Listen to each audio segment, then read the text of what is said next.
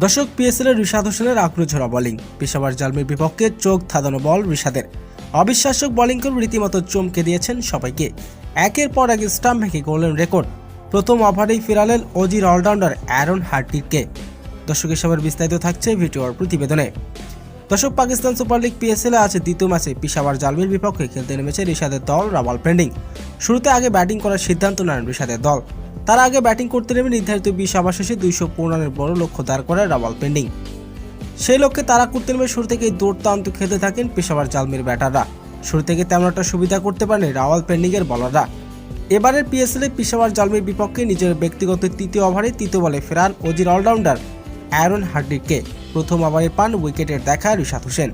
3 ওভারে মাত্র 17 রান দিয়ে একটি উইকেট শিকার করেন। চমৎকার পারফরমেন্স রিশাদের। তবে শেষ ওভারে বাজে বোলিং করেন রিশাদ। শেষ ওভারে খরচ করেন 18 রান।